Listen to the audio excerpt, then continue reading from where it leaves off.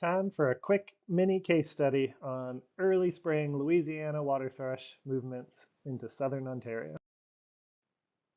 2 days ago, March 22nd, 2025, this beautiful little Louisiana waterthrush was found by Kelly Moore at Point Pelee National Park, and it is a record early migrant for the park.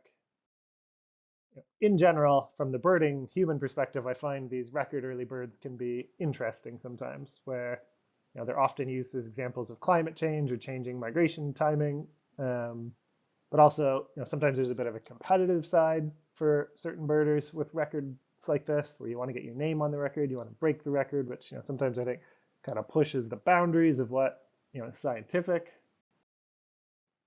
I think there's a lot to think about there, but this water thrush in particular, at a place like Point Pelee National Park, I do think has some interesting things to say about what's going on with bird migration. A lot of people have spent a lot of time birding at Point Pelee, and the database, the collection of records, is really quite remarkable. It goes back a long time from a lot of different skilled people. A question that I've always had on my mind with birds like this is, how do we know that this Louisiana water thrush isn't a vagrant?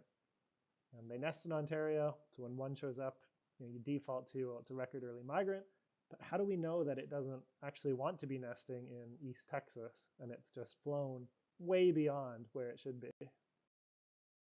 I usually think that with more common bird species, things like the eBird database, where you can really get this huge landscape level picture of when birds are arriving, might be a really good way to answer that question. Where you might say, instead of the earliest black and white warbler ever seen in Ontario, to tell you what's happening with their overall migration, and maybe you pick a higher standard where it's the first day that they appear on 20 checklists or 50 checklists, or more than 100 individuals have been observed. Now, there's still some challenges there, but I think at least with those common birds, that might be a good way to go about it. Which might not work with a species like Louisiana waterthrush in Ontario, where it's a pretty rare nesting species. But alas, there was something about this bird that hit me. And so to explain what that is, you're going to have to come back in time into my memory. Since I'm a pretty old dude these days, we're going to have to go all the way back to 2012.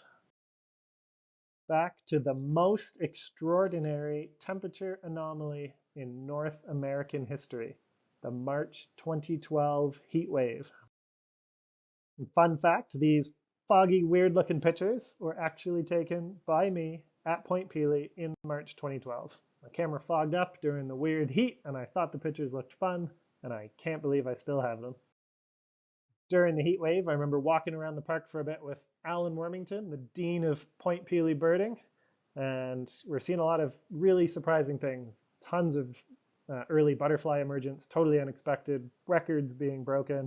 But I very specifically remember Alan being adamant. He wanted to find a Louisiana water thrush because it would smash the record early date for the park and perhaps Ontario, which neither of us nor anyone else found. And maybe you could say there was a Louisiana water thrush around somewhere, and maybe we or no one else was able to find it. But for those of you who aren't old like me, you really need to take a look at that temperature anomaly in 2012 to see why it was so exceptional and what that would tell us about these Louisiana water thrush. So here's the daily weather data from the nearby Windsor, Ontario weather station from March in 2012.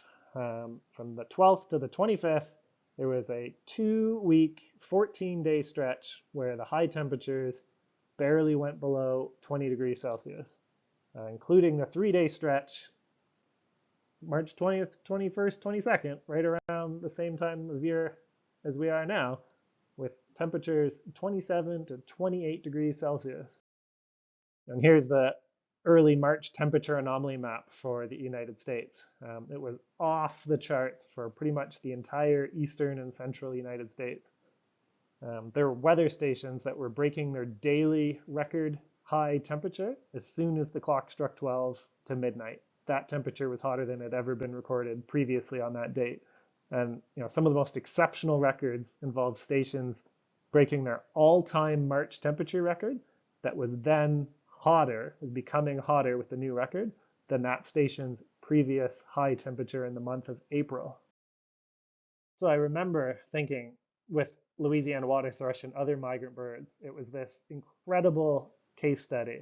It showed that, since no one saw any Louisiana waterthrush, that they did not want to be there.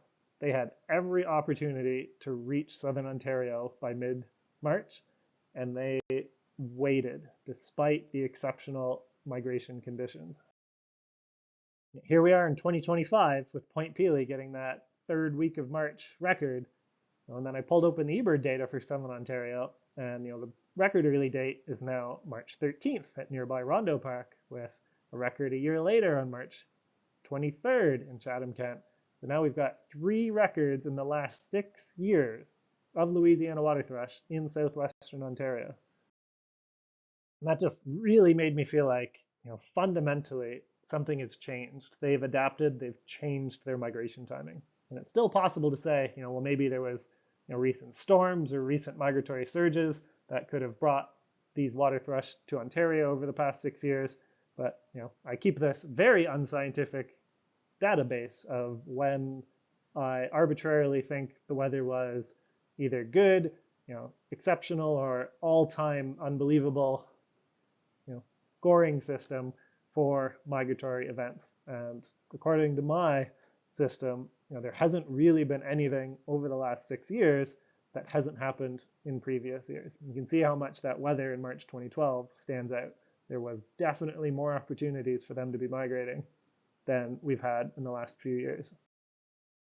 So I'm still going to say that I think caution should be used around drawing conclusions from isolated record early birds. I thought this was a pretty interesting case study.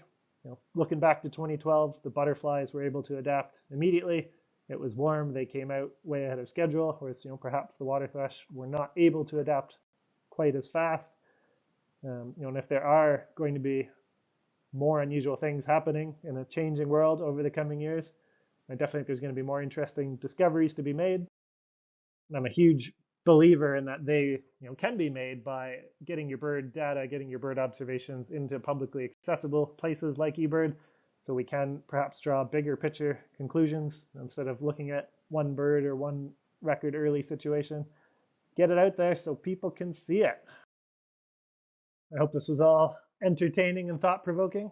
It's all uphill from here for spring migration, so I'll see you out there.